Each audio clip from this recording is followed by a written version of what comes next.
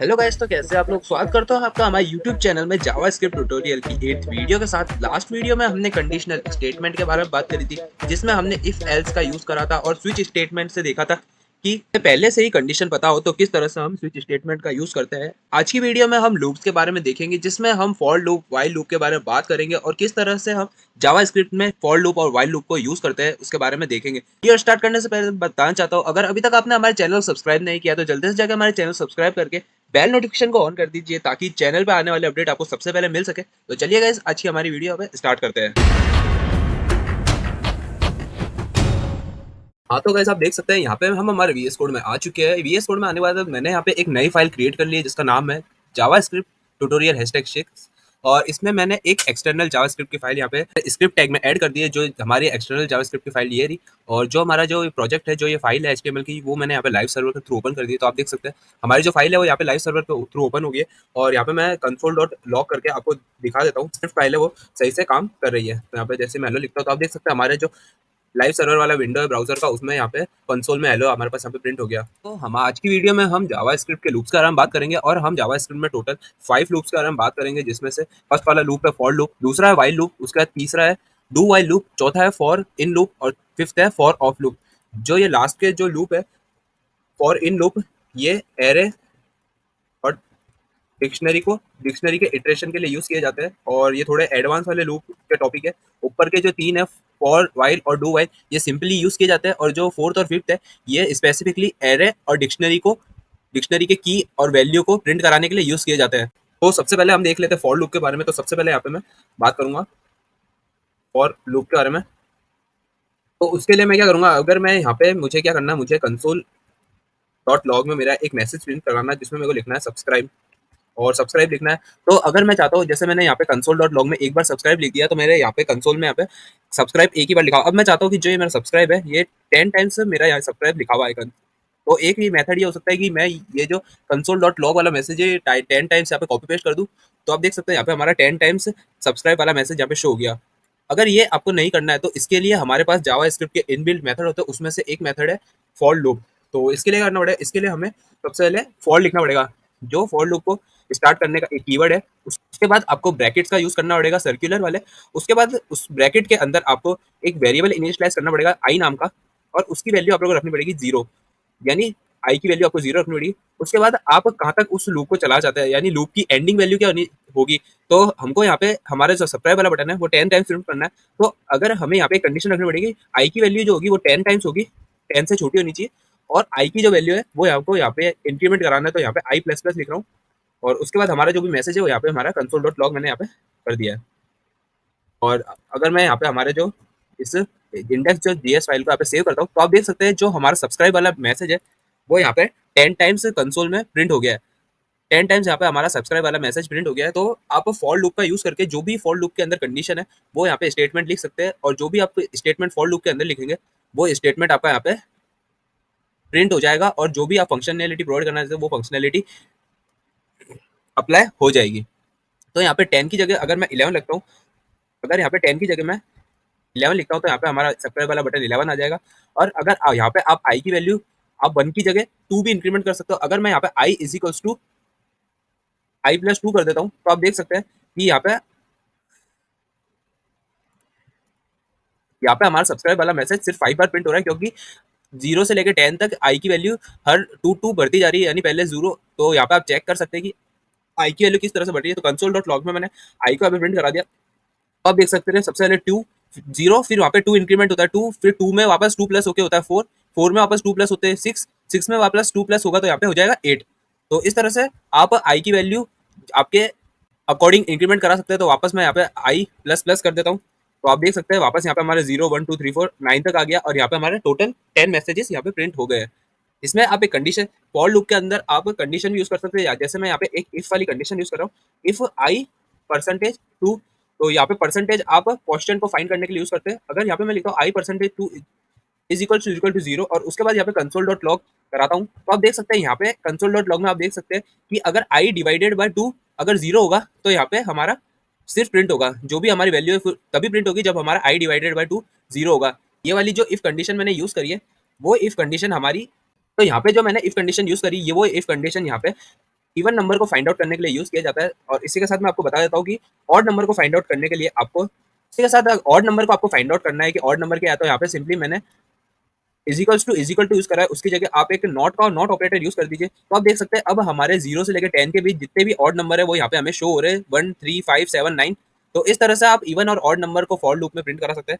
तो ये for loop हमारा यहाँ पे कंप्लीट होता है। उसके बाद हम बात करने वाले हैं वाइल लूप की। तो वाई फॉर लूप में आप देख सकते हैं, फॉर लूप में पहले कंडीशन हमारा पहले फंक्शन हो जा रहा है, उसके बाद वापस कंडीशन चेक हो रही है। लेकिन वाइल लूप में हमारी पहले कंडीशन चेक होगी। जैसे मैंने यहाँ पे फॉर लूप के जो फॉर लूप है उसके अंदर हमारा जो वेरिएबल है, यानी जो भी इंक्रीमेंट कराना है और जो आई हमने डिक्लेयर किया है, वो हमने इस फॉर लूप के स्कोप के अंदर किया है। यानी इस आई को हम इस फॉर लूप के बाहर कहीं पर भी यूज नहीं कर सकते। तो यहाँ पे के लिए हमें पहले एक वेरिएबल को डिक्लेयर करना पड़ेगा। जैसे मैंने यहाँ पे आई इज इक्वल टू 0 एक डिक्लेयर कर लिया वेरिएबल, और उसके बाद मैंने एक वाइल वाली कंडीशन यूज करी। उस वाइल वाली कंडीशन में हमको सबसे पहले कंडीशन चेक करानी पड़ेगी। अगर आई की वैल्यू 0 है तो हमें यहाँ पे आई इज लेस देन 10 करना पड़ेगा। और उसके बाद जो वाइल का स्कोप है वो देखिए हमें वापस कंसोल डॉट लॉग करा के आई की वैल्यू अगर मैं प्रिंट कराता हूँ, और इस कंडीशन ये जो हमारा स्टेटमेंट है वो अप्लाई होने के बाद में सिंपली जो आई की वैल्यू है वो हमें इंक्रीमेंट करा देता हूँ। तो आप देख सकते हैं अब वापस मैंने यूज कर रहा हूँ, तो आप देख सकते हैं 0, 1, 2, 3, 4 जिस तरह से फॉर लूप काम कर रहा था उसी तरह से हमारा वाइल लूप काम कर रहा है। लेकिन हमने जो फॉर लूप के अंदर आई जो डिक्लेयर किया था वो फॉर लूप के अंदर किया था। यहाँ पे हमने बाहर की तरफ ही आई की वैल्यू डिक्लेयर कर दी है, और वाइल लूप में पहले हमारी कंडीशन चेक हो रही है, उसके बाद में कंसोल डॉट लॉग काम कर रहा है। तो यहाँ पे अगर हम इस वाइल लूप को उल्टा रन करना चाहते हैं तो आप देख सकते हैं, अगर आई की वैल्यू यहाँ पे मैं 10 ले लेता हूँ और यहाँ पे आई की वैल्यू लेस देन 0 करके आई माइनस माइनस करता हूँ, तो आप देख सकते हैं यहाँ पे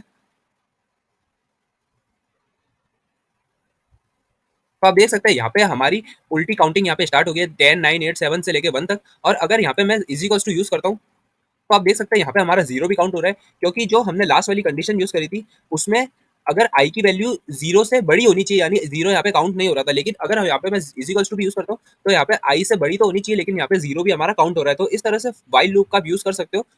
अगर आपका जो वेरिएबल है वो पहले से डिक्लेयर किया हुआ है तो यहाँ पे आपको वाइल लूप यूज करना है। जब आपको कंडीशन पहले चेक करनी है उसके बाद आप लूपिंग करना चाहते हैं, और फॉर लूप के अंदर पहले आपकी लूपिंग होगी, यानी लूप में जो प्रोग्राम है वो चलेगा, उसके बाद आपका फॉर लूप की कंडीशन चेक होगी। तीसरा हमारे पास यहाँ पे आता है डू वाइल लूप। तो डू वाइल लूप थोड़ा डू फॉर लूप और वाइल लूप का कॉम्बिनेशन है। तो फॉर लूप और वाइल लूप का कॉम्बिनेशन किस तरह से, तो आप देख सकते हो डू वाइल लूप में हमें कोई कंडीशन, डू वाला स्टेटमेंट है उसमें कोई कंडीशन नहीं लिखनी, डायरेक्ट हमें जो लूप में प्रोग्राम चलाना है वो यहाँ पे लिख देना है। जैसे कंसोल डॉट लॉग करके यहाँ पे मैं लिख देता हूँ डू वाइल लूप।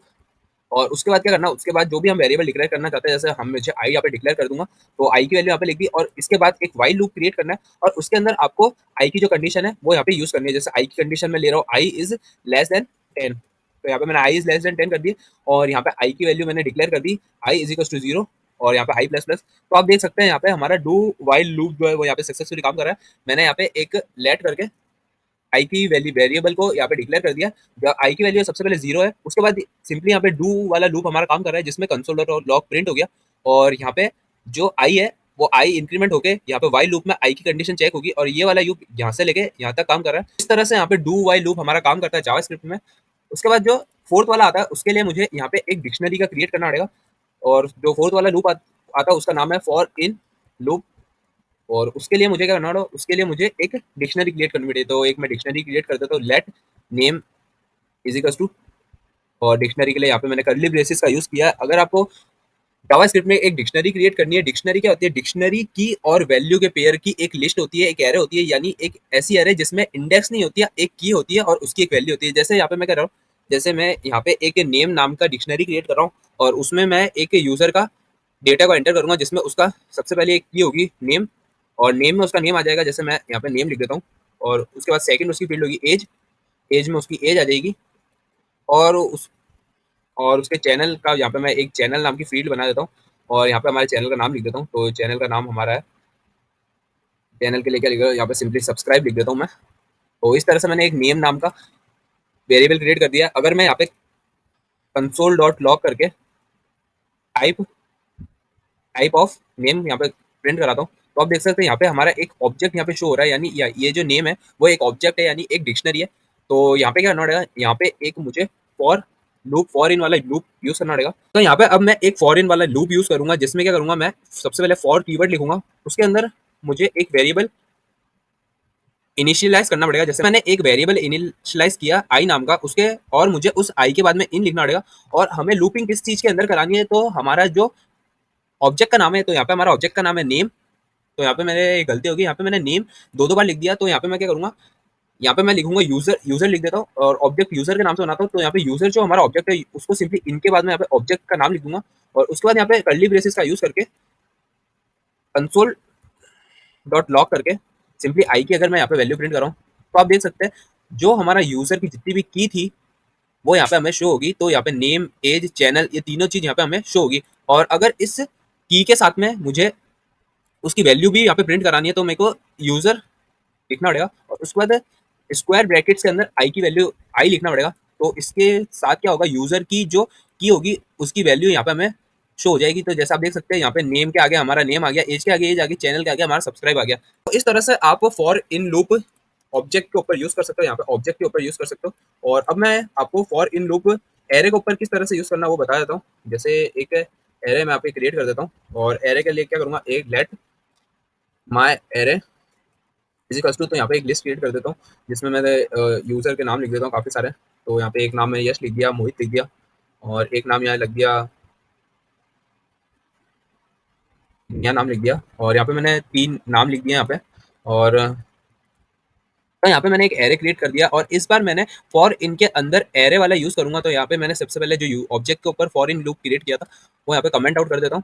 तो आप देख सकते हैं एरे के अंदर यहाँ पे हमारी 4 एंट्री है। अगर मैं फॉर आई एरे के अंदर यूज़ करता हूँ, तो हमारे एरे के जितने भी ऑब्जेक्ट है वो यहाँ पे हमें शो हो गए। तो यहाँ पे क्या लिख रहा हूँ, अगर आई कंसोल डॉट लॉग आई करता हूँ तो 0 1 2 3, तो 0 1 2 3 हमारे इंडेक्स यहाँ पे शो हो गए। 0 पे मोहित, 1 पे यश, 2 पे नेहा और 3 पे पार्थ।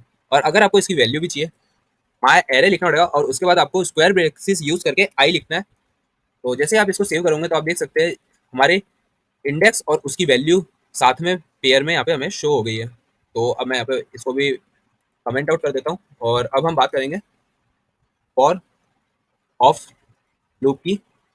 तो फॉर ऑफ लूप बताने से पहले मैं आपको बताना चाहता हूँ कि जो आपका फॉर ऑफ लूप है, वो सिर्फ आप एरे के ऊपर अप्लाई कर सकते हो, यानी जो भी आपका एरे है सिर्फ उस पे फॉर ऑफ लूप अप्लाई हो सकता है।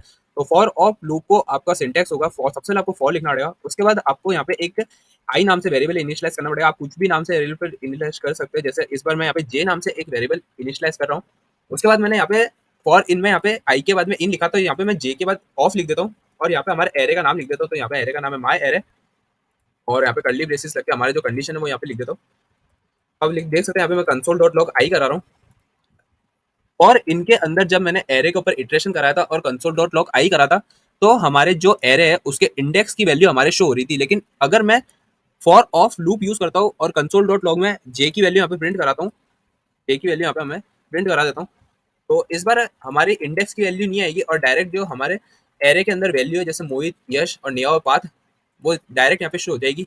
अगर आपको इंडेक्स की वैल्यू शो करानी है, तो यहाँ पे आई फॉर इन लूप का यूज करना पड़ेगा और आपको डायरेक्ट अगर वैल्यू यूज करानी है एरे की, तो आपको फॉर ऑफ लूप यूज करना पड़ेगा। तो गाइस आज की वीडियो में हमने लूप्स के बारे में देखा कि लूप्स किस तरह से जावा स्क्रिप्ट में काम करते हैं। For loop, while loop, do while loop, for in loop, for of loop, object के अंदर लूपिंग कैसे करते हैं, एरे के अंदर लूपिंग कैसे करते हैं, इन सब चीजों के बारे में आज की वीडियो में हम देखा। वीडियो अच्छी लगी तो गाइस वीडियो को लाइक कर दीजिए और अगर आप चैनल पे नए हो तो चैनल को सब्सक्राइब करके दोस्तों के साथ भी इस वीडियो को शेयर कर दीजिए ताकि वो भी जावा स्क्रिप्ट में मास्टर हो सके। अभी तक हमारे चैनल सब्सक्राइब नहीं किया तो जल्दी जाकर हमारे चैनल सब्सक्राइब कर दीजिए, क्योंकि ऐसी ही जावास्क्रिप्ट से रिलेटेड और काफ़ी सारी वेब डेवलपमेंट से रिलेटेड प्लेलिस्ट हमारे चैनल पे अपलोड होएगी। तो बस गाइस आज की वीडियो में इतना ही, मिलते हैं आपको जावास्क्रिप्ट ट्यूटोरियल की नेक्स्ट वीडियो में एक नेक्स्ट टॉपिक के साथ में। तब तक के लिए keep learning and keep exploring.